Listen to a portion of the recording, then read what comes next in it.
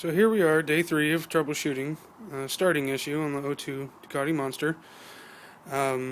This time we actually dug into the fuel tank, took off the cover, and around the edge, if you can see that little hole right there, well, 2mm hex head will get you out. Get those out. You might want to tape it up, at least when you're going to put it back together, because it can definitely be a pain. Pulling this off is a little difficult at first. The first time, that was a lot easier than it was the first time. And now we have the fuel filter, and this back hose right here was actually extremely loose, popped right off as soon as we pulled the fuel filter out.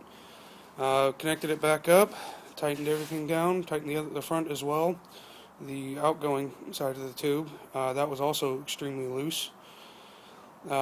Just buttoned it back up real quick. This little gasket around here tends to flip up, or flip down I should say, and of course won't go back on if you do that like that.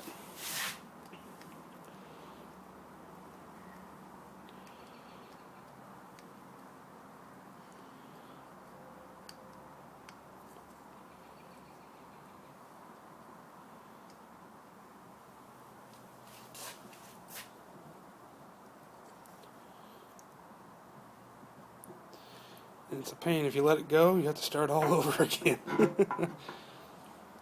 So we're push that back in. Okay. Put the cover back on.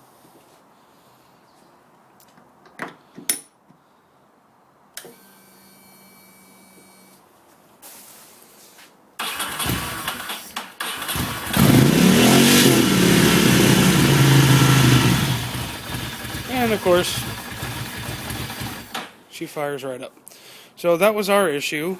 Don't know how long that's been loose. If we've had any performance issues, I certainly didn't notice. It just vibrated completely loose, and that was it. So thank you for watching, and good luck on your bikes. And we'll see you out on the road.